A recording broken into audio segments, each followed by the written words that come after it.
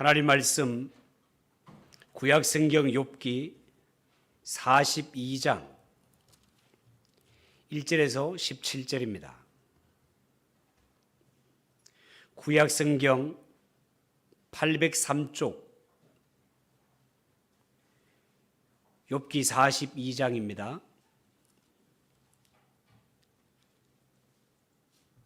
한 절씩 교독하겠습니다. 욥이 여호와께 대답하여 이르되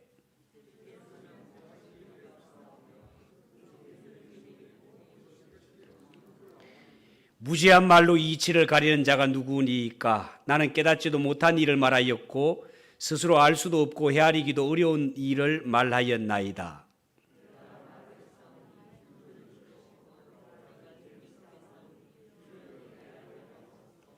내가 주께 대하여 귀로 듣기만 하였사오나 이제는 눈으로 주를 배움나이다.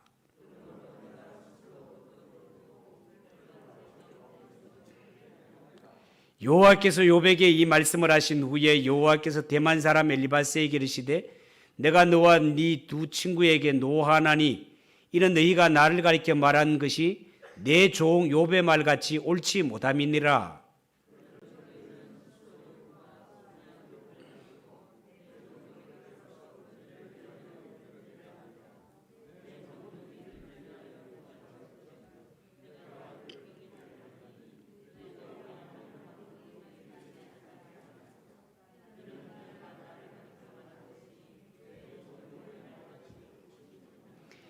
이에 대만 사람 엘리바스와 수아 사람 빌닷과 나아마 사람 소발이 가서 여호와께서 자기들에게 명령하신 대로 행하니라. 여호와께서 욥을 기쁘게 받으셨더라.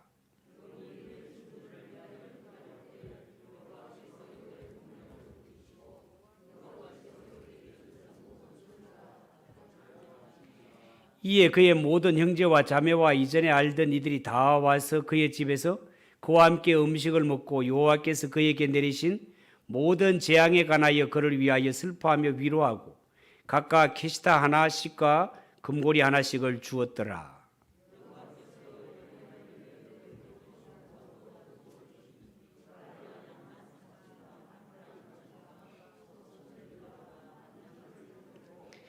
또 아들 7과 딸 3을 두었으며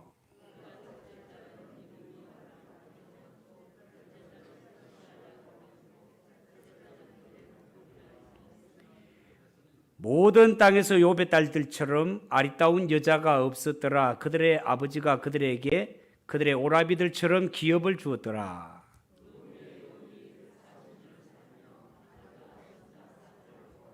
같이 읽읍시다. 욥이 늙어 나이가 차서 죽었더라. 아멘. 하나님 앞에 봉헌하겠습니다.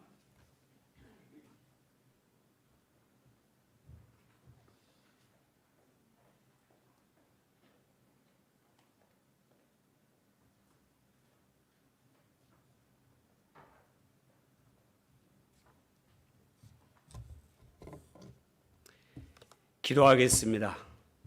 하나님 아버지, 은혜를 감사합니다.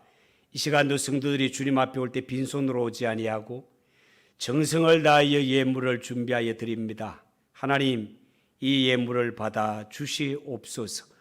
우리의 믿음을 드립니다. 하나님, 믿음대로 될지어다 말씀하신 주님, 우리의 믿음대로 소원대로 그대로 이루어지도록 두 손들어 복을 내려 주시옵소서. 경제적으로 너무나 힘든 세상을 살아가고 있습니다.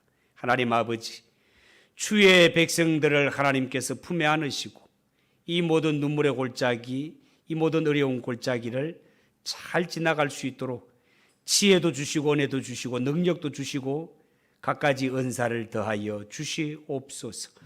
이 물질 쓰여지는 곳곳마다 오직 하나님의 영광만 드러내며 하나님이 기뻐하시는 일에 쓰임받을 수 있도록 주여 역사하여 주옵소서. 예수님의 이름으로 기도하옵나이다. 아멘.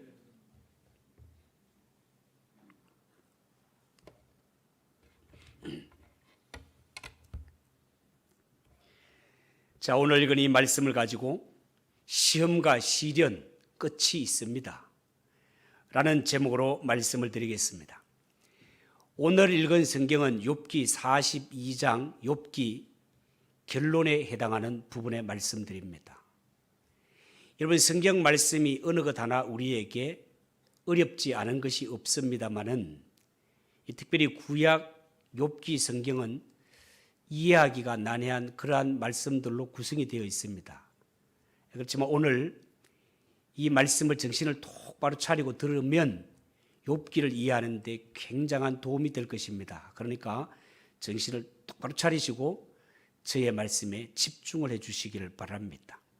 여러분, 구약 성경의 욥이라는 인물은 정말 억울하게 고난당한 대표적인 사람 아닙니까?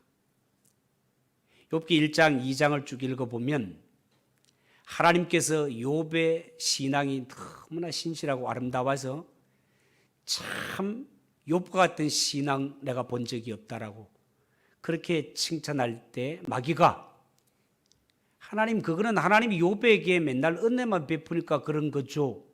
그렇게 복 주시는데 하나님을 안 섬기겠습니까? 이렇게 하나님 앞에 말합니다. 그때 하나님은 아니다. 정말 욥은 하나님을 섬기는 마음이 정말 지극하다. 마귀가 그러면 내가 욥을 한번 시험해 볼까요? 그래. 생명에만 손들지 말고 욥을 시험해 봐라. 허락하는 데서부터 욥의 고난이 시작이 됩니다. 여러분, 욥의 입장에서는 정말 아무것도 모르는 채 하루아침에 전 재산이 날아갑니다. 10자녀를 잃습니다. 욥은 건강까지 잃어버리게 되는 너무너무 억울한 자였습니다. 이 소식을 듣고 욥의 친구들이 먼 데서 찾아와 욥을 위로한다고 위로하는 것이 흔히 사람들이 내세우는 인과 율을 앞세워서, 인과 율은 모든 일에는 반드시 원인이 있다는 것입니다. 욥아, 네가 이렇게 극심한 환난과 시련을 당하는 것을 보니까 네가 하나님 앞에 엄청난 죄가 있구나. 하나님 앞에 죄를 회개하도록 해라 하면서 안 그래도 모든 것을 잃고 자식들이 죽고 몸마저 이렇게 정말 시달리는 이런 가운데 친구들이 와서 죄가 많아서 그렇다, 회개라 회개라 회개라 라는 이 모든 은사들은 욥에게 위로가 되는 것이 아니고 더 깊은 수렁으로 떠다미는 그런 행위였습니다. 욥은 너무나 억울하고 속상해서 반론하기를 나는 하나님 앞에 의를 행하였고 하나님과 바른 관계 속에 살아왔기 때문에 나는 그렇게 이런 일을 당할 만큼 죄를 지은 것이 없다.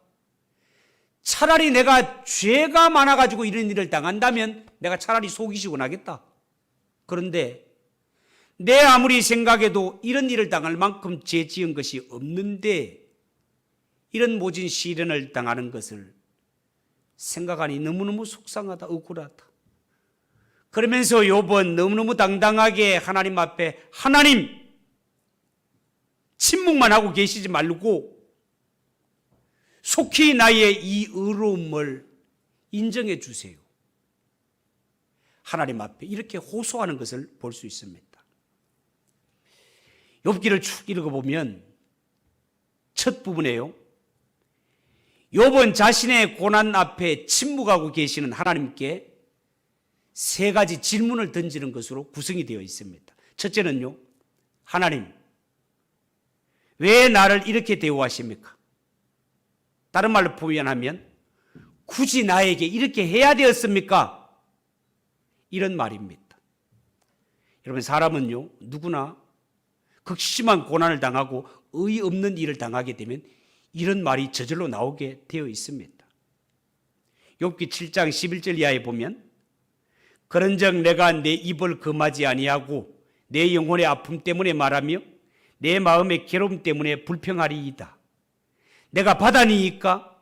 바다 괴물이니까? 주께서 어찌하여 나를 지키시나이까? 이런 말씀이 나옵니다. 욥이 당하는 고통을 참다 견디다 못해서 불평을 터뜨리는 모습입니다. 여기서 욥이 말하는 바다, 이 바다는 하나님의 통치에 저항하는 세력을 의미하는데요. 지금 욥은 극심한 고통 속에서 너무너무 고통이 괴로우니까 하나님, 내가 하나님을 대적하는 세력입니까? 나는 마귀가 아닌데 어찌하여 나를 이렇게 괴롭게 하시나이까? 너무너무 억울하고 속상한 마음에서 하나님께 이런 질문을 던집니다. 두 번째 질문은요, 하나님, 혹시 저에게 뭐 실수하는 것 아닙니까? 이런 질문입니다. 우리는 보통 하나님의 주권을 믿지 않습니까? 하나님은 실수하지 않는 분이라는 말이죠. 우리가 하나님의 주권을 믿는다 하지만 나에게 내가 이해할 수 없는 너무너무 어이없는 일이나 너무너무 어처구니 없는 이런 상황에 처하게 되면 나도 모르게 하나님을 향해 하나님, 이게 도대체 어찌된 일입니까? 하나님 뭔가 나에게 실수하는 것 아닙니까? 이런 생각이, 이런 말이, 이런 불평이 저절로 나올 수 있다 그 말입니다. 욥기 10장 3절 4절에 보면 주께서 주의 손으로 지으신 것을 학대하시며 멸시하고 악인의 꾀에 빛을 비추시기를 선히 여기시나이까? 주께서 육신에 눈이 있나이까? 주께서 사람처럼 보시나이까? 이런 말을 합니다. 이 말을 쉬운 성경에 보면 이렇게 번역을 했습니다. 당신이 손수 만드신 나를 학대하고 멸시하면서 악인들의 꾀는 왜 좋게 보십니까? 당신의 눈이 사람의 눈과 같단 말입니까? 왜 사람이 보는 것처럼 판단하십니까? 이런 뜻이란 말이에요. 여러분, 오늘날 사람들이 살아가면서 수많은 실수를 저지르는 이유가 뭡니까? 그것은요, 육신의 눈으로 사람의 내면을 보지 못하고 겉만 보고 판단하기 때문에 그렇습니다. 욥은 악인이 잘되고 나 같은 의인이 고난을 당하는 것을 볼 때 하나님의 부당함을 따지지 않을 수가 없었습니다. 아니 하나님께서 육신의 눈을 가지고 뭔가 잘못 판단하는 건 아닙니까? 하나님, 세상이 너무 내가 볼 때는 적합하지 않습니다. 하나님, 실수하는 것 아닙니까? 어쩌면 욥은 하나님께 막 지나친 이런 표현으로 막 밀어붙이는 것을 볼 수 있습니다. 욥이 세 번째 던지는 질문은요, 한 걸음 더 나아가서 하나님 당신 혹시 불의한 분 아니십니까? 라고까지 질문을 던지는 것을 볼 수 있습니다. 어쩌면 진짜 하나님의 백성이라면, 하나님의 자녀라면 도저히 던질 수 없는 이런 오만한 질문을 감히 욥이 하나님께 던지는 것을 볼 수 있습니다. 정말로 나는 하나님 앞에 어렵고 이런 고통을 당할 만한 죄를 지은 적이 없는데 어찌 이런 일이 나에게 일어날 수 있습니까? 이 세상에는 악인이 이렇게 많고 죄인들이 저렇게 많건만 어찌하여 악인과 죄인들은 떵떵거리고 살고 있는데 왜 의인인 내가 고난을 받아야 됩니까? 정말 하나님께 묻고 싶습니다. 어찌 의인인 내가 원인도 없는, 까닭도 없는 이런 고통을 당하고 있는데 하나님은 못 본 척 침묵만 하고 계십니까? 하나님, 부당하신 분 아닙니까? 이런 질문이 막 나온단 말이에요. 욥기 9장 24절에 보면 욥이 이렇게 표현을 합니다. 세상이 악인의 손에 넘어갔고 재판관의 얼굴도 가려졌나니 그렇게 되게 한 이가 그가 아니면 누구냐? 강도의 장막은 형통하고 하나님을 진노하게 하는 자는 평안하니 하나님이 그의 손에 후히 주심이니이다. 눈앞에 펼쳐지는 모든 일들을 볼 때 이는 하나님이 살아 계신다고 말할 수도 없고 하나님이 행하시는 일이 너무너무 부당하다라는 것입니다. 실제로 예수 믿는 성도들 가운데 현대사회에 일어나는 부당한 일들과 악인이 잘 되고 의인이 잘못되는 이런 일들을 볼 때 정말 욥과 같은 이런 질문에서 벗어나지 못해서 신앙을 버리고 불신의 세계로 가버린 자들도 있습니다. 너무너무 안타깝죠. 이런 마음에 충만해 있는 욥에게 하나님은 응답하시되 욥에게 세 가지 역질문을 던지십니다. 욥과 같은 일을 여러분 내가 당했다고 생각을 해보세요. 나는 하나님을 잘 믿는다고 믿는데 나는 갈수록 어려운 일들을 만나고 하나님 보실 때 죄만 짓고 악만 저지르는 인간들인데 그 인간들은 갈수록 잘 돼. 이런 것들을 볼 때 진짜 미치고 팔짝 뛰는 일들이 정말 나에게 생기지 않겠냐 말이에요. 그래서 하나님께 질문을 던졌을 때, 기도했을 때 하나님께서 마침내 침묵을 깨시고 폭풍우 가운데 응답을 하십니다. 그러면 이러한 의문에 둘러싸여 있는 욥에게 하나님이 응답하신다면 하나님께서 좀 욥에게 욥아 니 정말 억울하지? 니 진짜 속상하지? 사실은 이거는 이렇고 저건 저렇다라고 좀 억울하게 당하는 일을 속시원하게 좀 대답 좀 해주면 얼마나 좋겠습니까? 아니면 욥아 네가 이 시험을 잘 참고 기다리면 앞으로 몇 날이 못 되어 너에게 갑절의 복을 주겠노라 조금만 참고 기다려라 뭐 이런 식으로 응답을 하면 얼마나 좋겠습니까? 그런데 하나님은 그런 대답은커녕 오히려 책망을 하십니다. 욥기 38장 1절 이하를 읽어보면요, 그때에 여호와께서 폭풍우 가운데서 욥에게 말씀하여 이르시되 무지한 말로 생각을 어둡게 하는 자가 누구냐? 너는 대장부처럼 허리를 묶고 내가 너에게 묻는 것을 대답할지니라.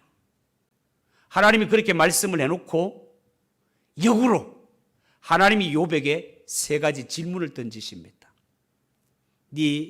내가 묻는 말에 대답해봐. 그러면서 하시는 말이 네가 창조의 세계를 아느냐? 네가 개맛을 아느냐? 뭐 이런 말 같아요. 네가 창조 세계를 아느냐? 내가 땅에 기초를 놓을 때 너는 어디에 있었느냐? 네가 깨달았거든 말할지니라. 그러면서 하나님께서는 창조 세계에 대해서 계속 질문을 던지십니다. 바다가 그 모태에서 터져 나올 때 문으로 그것을 가둔 자가 누구냐? 땅의 너비를 네가 측량할 수 있느냐? 네가 그 모든 것을 알거든 말할지니라. 네가 눈 곳간에 들어가 본 적이 있느냐? 네가 하늘의 우박창고를 본 적이 있느냐? 비에게 아비가 있느냐? 이슬방울은 누가 낳았느냐? 얼음은 누구의 태에서 났으며 공중의 서리는 누가 낳았느냐? 알면 한번 대답해봐라. 이렇게 말씀하십니다.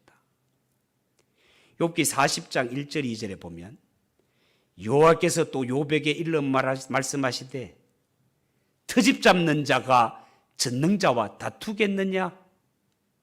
하나님을 탓하는 자는 대답할지니라. 욥은 트집 잡는 자요 하나님을 탓하는 자라고 했습니다. 여기에 대해서 욥이 하나님 앞에 한마디도 대꾸를 하지 못합니다. 욥기 40장 3절 이하에 보면 욥이 여호와께 대답하여 이르되 보소서 나는 비쳐나오니 무엇이라 주께 대답하리이까? 손으로 내 입을 가릴 뿐이로소이다. 내가 한 번 말하여 싸운즉 다시는 더 대답하지 아니하겠나이다. 하나님의 질문 앞에 욥은 왜 아무 말도 하지 못하는 걸까요? 여러분, 피조물인 욥이 창조 때의 일을 어찌 다 알 수 있겠습니까? 욥은 지금까지 자기에게 당한 이러한 일들을 마치 작은 그림만 보면서 그림 퍼즐을 맞추는 것처럼 머리를 싸매고 고민하였습니다.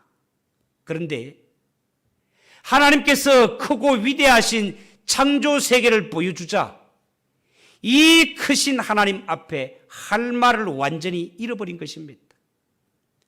하나님이 얼마나 높고 위대하신 분인지, 하나님이 얼마나 세밀한 분인지를 깨닫자 자신의 어리석음을 고백하지 않을 수 없더라 그 말입니다. 하나님이 욥에게 던지는 두 번째 질문은 정말 내가 불의하냐? 라는 것입니다. 욥기 40장 7절 8절에 보면 너는 대장부처럼 허리를 묶고 내가 너에게 묻겠으니 내게 대답할지니라. 네가 내 공의를 부인하려느냐? 네 의를 세우려고 나를 악하다 하겠느냐? 였습니다. 여러분, 나는 의로운데 의로운 내가 고난을 당하는 것을 보니까 이 일을 내버려 두시는 하나님의 공의가 공의롭지 못하다라고 욥은 그렇게 판단을 했습니다. 욥은 자신의 의로움을 내세우다 보니까 나의 의로움에 걸맞은 보상을 해주지 않는 분으로 하나님을 착각하고 오해하였습니다. 우리도 마찬가지입니다. 우리도 이 세상 살아갈 때 나는 의롭다라고 생각하거나 나는 충분히 나의 의에 대해서 보상을 받을 만한 이런 신앙생활을 했으라고 자부할 때 그런 나를 몰라주는 사람도 섭섭하고 하나님도 몰라주면 원망하고 싶은 생각이 들 때가 있습니다. 지금 내 눈앞에 펼쳐지는 내가 당하는 일들을 생각할 때 욥은 너무너무 억울해서 견딜 수가 없습니다. 지나친 말들이 막 튀어나오고 있습니다. 그런데 욥에 가진 생각, 욥이 뿜어내는 말들, 이 말들을 엄격히 말하면 그것은 전능하신 하나님을 피조물 위치로 끌어내리는 참으로 어리석은 생각이 아닐 수 없습니다. 여러분, 하나님은 창조주시고 인생은 피조물 아닙니까? 성경이 하나님은 창조주시고 우리는 그가 지으신 피조물이라는 말 속에는 제가 한 번씩 표현하지만 하나님은 언제나 100점, 나는 언제나 0점. 하나님은 언제나 옳으시고 나는 언제나 틀렸어. 어떤 일을 놓고 지금 생각하면 내가 100번 옳고 내가 100번 지당한데 하나님 왜 이러십니까? 라는 생각이 들지만 세월이 지나고 인생을 더 살아보면 이후에 와서 돌아보면 그때 내가 왜 그랬을까? 왜 그렇게 철이 없을까? 라는 생각이 들 때가 한두 번이 아니다 말이에요. 아하, 그때 하나님의 결정이 옳았구나. 내가 철이 없었구나. 내가 정말 생각이 모자랐구나. 이것을 쉽게 표현하면 하나님은 언제나 100점, 나는 언제나 0점. 그렇게 표현을 하는 것입니다. 하나님이 욥에게 세 번째 던지는 질문은요, 네가 하나님처럼 능력이 많으냐? 라는 내용입니다. 그 내용을 성경대로 옮기면 이렇게 되어 있습니다. 네가 천둥 소리를 내겠느냐? 내 넘치는 노를 비우고 교만한 자를 발견하여 모두 낮추되 모든 교만한 자를 찾아 낮아지게 하며 악인을 그들의 처소에서 짓밟을지니라. 그들을 함께 진토에 묻고 그들의 얼굴을 싸서 은밀한 곳에 둘지니라. 그리하면 네 오른손이 너를 구원할 수 있다고 내가 인정하리라. 이런 말로 쭉 이어지는데 이 말을 쉽게 해석을 하면 이렇습니다. 욥아, 네가 보기에 하나님이 행하시는 일이 못마땅하게 여겨지면 네가 하나님 한번 해봐라. 뭐 그런 이야기입니다. 네가 하나님이 되면 지금 나보다가 더 잘 경영할 수 있겠느냐? 이런 뜻입니다. 여러분, 이 세상에 그 누구라도 이 우주 만물을 하나님보다가 다 더 잘 경영할 수 있는 사람이 있겠습니까? 아무도 없습니다. 하나님이 행하시는 일은 100% 옳지만 그 사실을 인정하지 못하고 믿지 못해서 스스로 인생을 경영하기 위해 이를 바득바득 갈면서 사는 것이 우리의 모습 아닙니까?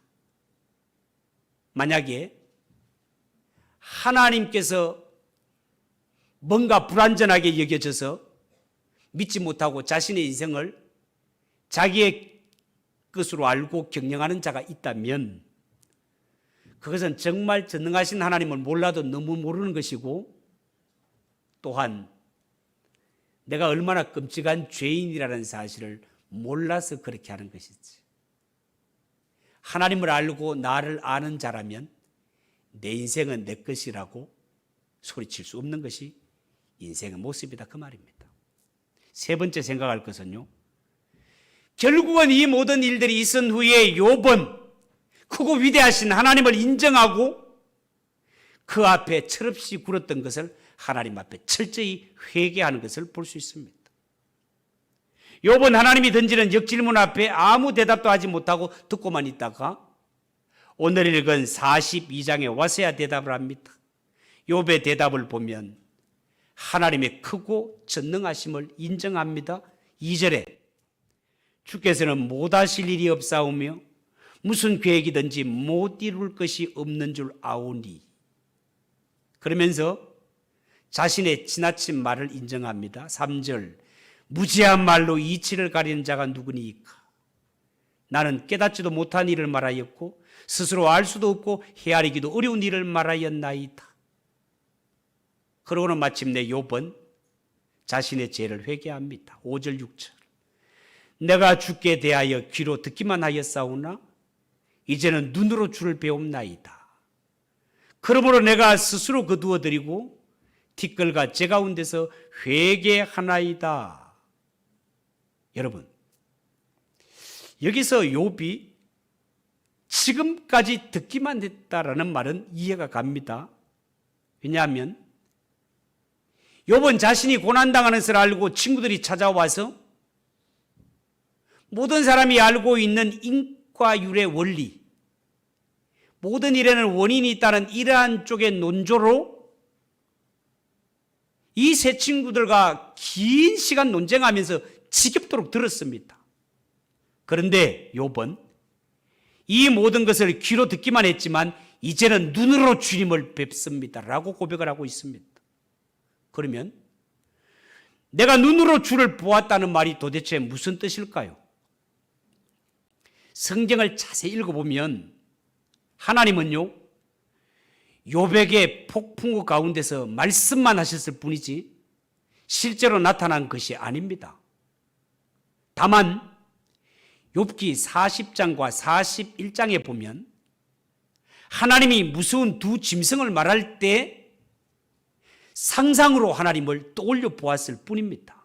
그런데 욥이 하나님을 눈으로 배웠다라고 하면서 세 친구들이 찾아와서 인과율의 법칙에 의해서 모든 일에 원인이 있기 마련인데 네가 지금 이렇게 고난당하고 이렇게 험한 일을 당한 것을 볼 때 네가 하나님 앞에 엄청난 죄를 졌구나, 죄를 회개해라, 회개해라, 회개해라 라고 그렇게 말을 해도 욥은 회개하지 않습니다.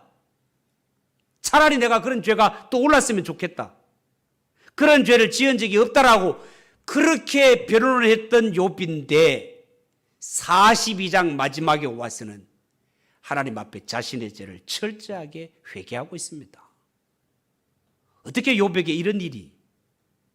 여러분, 욥에게 이런 회개할 마음이 든 것은요, 욥기 40장 15절 이하에 보면 소같이 풀을 먹는 슈퍼짐승 베못에 대해서 이야기를 하고 41장에는 바다의 용 같은 괴물인 리워야단에 대해서 말씀을 하시는데 욥은 이 말씀을 듣고 난 후부터 하나님 앞에 회개할 마음이 들었습니다. 그렇다면 욥으로 하여금 회개하게 만든 이 성경에 나오는 베목과 리워야단은 누구이며 과연 어떤 존재일까? 여기에 대한 학자들의 여러 가지 분분한 해석이 있습니다. 여기서 말하는 베목과 리워야단은 하마와 아그를 이야기하는 것이다라고 해석도 합니다. 그런데 저는 이것들이 상상의 생물체라고 하는 해석을 취하고 있습니다. 이 두 짐승이 주는 이미지는 어떤 큰 힘과 에너지, 그리고 길들일 수 없는 이런 공포를 상징하는 것들입니다. 리오야단은요, 어떤 공격도 소용없는 난공불락 같으며 불을 내뿜는 바다 용이며 그의 거처는 악이요 위험이요 하나님을 대적하는 적대감이요 죽음과 관련이 있는 곳입니다. 종합해 보면 이들은 사탄을 상징하는 존재로 보고 있습니다. 여러분, 왜 하나님께서 욥에게 이런 얘기를 하시며 욥은 왜 이 말씀을 듣고 회개하게 되었을까요? 그것은 욥의 입장에서 까닭 없는 고난을 당할 때 서두에서 말씀드린 것처럼 욥은 하나님을 의심했습니다. 왜 하필이면 나에게 이런 일이? 하나님 실수하는 것 아닙니까? 하나님 공의로우신 분 맞습니까? 마치 하나님이 공의로우신 분이 아닌 것처럼 의심을 하였단 말이죠. 이 세상에 악이 존재하고 이 세상에 사단이 버젓이 행행하는 것을 볼 때 마치 하나님은 능력이 없어서 사단이 마음껏 활동을 해도 제재하지 못하는 그러한 분으로 여겼었단 말이죠. 그래서 하나님께서는 이 두 짐승 베목과 리오야단을 통해서 이 땅에 존재하는 엄청난 악한 세력, 엄청난 불의한 세력, 그 배후에 역사하는 영이 마귀, 사탄, 리오야단이라 하더라도 이 엄청난 악의 세력, 이 엄청난 마귀의 세력을 결박하실 수 있는 유일한 한 분이 계시다면 그분이 바로 하나님이시다는 겁니다. 하나님만이 하신다 그 말이에요. 여러분, 정말 그렇습니다. 우리가 볼 때 마귀의 권세가 아무리 약하고 능력이 많은 것 같지만 그 마귀조차도 하나님 앞에서는 제약을 받는 존재일 뿐이라는 것입니다. 아무리 대단한 권세를 가진 것 같지만 하나님의 명령에 부복할 수밖에 없고 설쳐봐야 하나님의 손바닥 아니라는 것입니다. 욥을 시험하는 시험도 결국은 하나님의 허락하에서 시작된 것 아니냐 그 말이에요. 그렇지만 우리가 믿는 하나님은 이 우주 만물을 통틀어 유일한 분이시오, 하나님 앞에서는 경쟁자가 없으시며 하나님은 홀로 위대하시고 홀로 전능하신 하나님이시다 그 말입니다. 여러분, 아무리 대단한 마귀도 아무리 대단한 이러한 악한 권세도 리오야단도 하나님의 수중에 놓여 있을 뿐이다 그 말입니다. 욥은 이 사실을 깨달았을 때 하나님이 얼마나 크시고 얼마나 위대하시며 이 사실을 깨달았을 때 하나님의 경외하심에 사로잡혀 스스로 회개에 이를 수밖에 없는 지경이 되었다 그 말입니다. 그래서 6절에 그러므로 내가 스스로 거두어드리고 뒷걸과 제 가운데서 회개하나이다 라고 고백하는 겁니다. 여러분, 이 성경을 보면서 우리도 분명히 하나님의 자녀고 하나님의 거룩한 백성이지만 욥이 까닭없는 어려움을 당했던 것처럼 하나님의 자녀들도 이 땅에 살아갈 때 우리 모를 어려움과 고통을 당할 수 있다는 사실을 알아야 됩니다. 그리고 또 하나 명심해야 되는 것은 아무리 극심한 난란과 고난이 우리 곁에 와서 어슬렁거리고 우리를 해칠지라도 그 모든 고난과 환난은 하나님이 딱 정해놓은 경계선이 있고 이 경계선을 넘어오지 못하도록 하나님께서 딱 줄을 쳤다는 사실을 믿으시기 바랍니다. 그리고 아무리 힘든 고난이라더라도 하나님은 주의 백성, 하나님의 자녀들을 이 고난에 혼자 내버려 두는 것이 아니라 하나님이 전능하신 품으로 안고 계시고 팔로 붙들고 계심을 믿으시기 바랍니다. 이 일로 망하지 않도록 하나님이 붙들고 계시다는 사실을 확신하시기 바랍니다. 그리고 마지막으로 한 가지 더 전할 메시지는 우리가 이 땅에서 당하는 시험과 시련 반드시 끝날 날이 있습니다. 욥기의 결말을 보면 시험과 환난이 극심하긴 했지만 결국 그 극심했던 환난과 시험 끝이 납니다. 하나님이 욥의 친구들을 꾸짖으시고 욥이 친구를 위해 기도할 때 친구들은 욥에게 용서를 받게 됩니다. 모두가 행복하게 끝납니다. 욥은 갑절의 복을 받고 새 가족을 꾸리게 되고 평범한 황혼을 맞이하게 됩니다. 어떻게 보면 좀 밋밋하고 평범한 것 같지만 그러나 욥기의 결론은 절대로 평범하지 않습니다. 얄팍하지 않습니다. 깊이가 있습니다. 왜요? 신약성경 야고보서 5장 11절에 보면 야고보 사도가 세상에서 고통받고 환난받는 이러한 성도들을 향하여서 편지를 쓸 때 욥의 고난을 언급해서 편지를 씁니다. 야고보서 5장 11절 보라 인내하는 자를 우리가 복되다 하나니 너희가 욥의 인내를 들었고 주께서 주신 결말을 보았거니와 주는 가장 자비하시고 긍휼히 여기시는 이시니라. 이 말씀을 보시다시피 오늘날 이 땅에 우리는 없는 어려움을 당하고 고통을 받는 성도들이여 욥의 발자취를 보고 배울지니라. 성경이 그렇게 말하고 있단 말이에요. 욥은 억울한 것은 있지만 하나님 앞에 욥은 하나님의 진짜 신자이며 그가 가진 믿음은 진짜라는 것을 시험해 보기 위해서 하나님은 마귀에게 시험을 허락한 경우였습니다. 우리도 이 땅에 살아갈 때 내 가진 믿음이 천국에 들어가기에 합당한 믿음인지 나의 신분이 정말로 하나님의 자녀인지를 시험해 보기 위해서 때로는 우리에게 불같은 시험이 찾아올 수 있다는 겁니다. 그럴 때는 너무 놀라지 말고 베드로전서 4장 12절 사랑하는 자들아 너희를 연단하기 위해 오는 불시험을 이상한 일 당하는 것 같이 이상히 여기지 말지니라 라고 말씀하였습니다. 욥은요 이 시험을 당했을 때 인내하며 기도했을 때 7절에 하나님이 욥이 옳도다라고 인정을 해주셨다는 사실입니다. 욥이 옳도다. 여러분 성경에서 그 사람의 믿음을 인정해서 네가 옳다라고 여기는 것을 신학적으로 표현하면 칭이라고 말하는 것입니다. 우리가 신앙생활을 할 때 하나님으로부터 가장 간절하게 듣고 싶은 음성이 뭡니까? 네가 옳다. 네가 하나님의 자녀 맞다. 네가 천국에 합당한 백성 맞다. 라는 인정을 받는 것 아니겠습니까, 여러분? 욥은 친구들이 틀렸고 욥이 옳다라고 하나님께서 인정해 주시니 이 얼마나 영광스러운 일입니까? 하나님은 욥을 내 종이라고 일컬었습니다. 하나님의 종은 하나님의 종이라는 명칭 자체가 더 없는 영광스러운 이름이다 그 말입니다. 그리고 너무 아이러니하게 욥이 당한 시련과 어려움을 보면 사실은 욥의 친구들이 욥을 위해서 기도를 해줘야 되는데 그렇지 않고 성경은 어떻게 해요? 욥이 친구들을 위하여 기도하게끔 되어 있습니다. 이 기도도 아무나 하는 것이 아닙니다. 기도는 하나님이 옳다 인정하시는 자가 하나님 앞에 나와 기도할 수 있습니다. 욥기를 보면 알 수 있다 그 말이에요. 그리고 욥기는 욥이 불행하게 끝났다라고 끝나는 것이 아니라 욥이 믿음을 인정받은 후에 하나님께서 욥에게 갑절의 복을 주시고 갑절의 복을 주시며 모든 성도들에게 고난을 당하는 자들이여 욥을 배우라고 욥을 띄우는 것을 볼 수 있습니다. 여러분 지금 우리가 당하는 이 환난과 시련이 정말 극심하다고 여겨집니까? 그러나 이런 시련 앞에 절대로 낙심하지 마십시오. 반드시 끝날 날이 있습니다.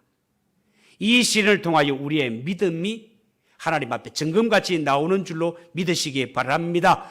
잘 참고 견디는 자에게 하나님께서 반드시 보상이 있다는 사실을 믿고 욥의 인내를 보고 배우시는 성도들 되시기를 주님의 이름으로 축복합니다.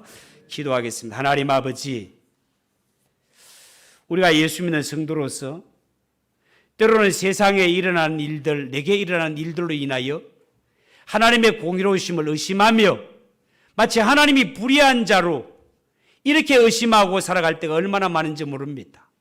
오늘 이 말씀 우리에게 하나님 해답이 되게 하시고 하나님은 언제 어디서나 100점이시고 우리는 빵점이라는 사실을 인정하며 살아가는 저희들이 되게 하옵소서. 하나님은 하나님이라는 이유 하나로 하나님의 말씀이라는 이유 하나로 하나님만 믿고 따라가는 우리 성도들이 되게 하옵소서. 예수님의 이름으로 기도하옵나이다. 아멘.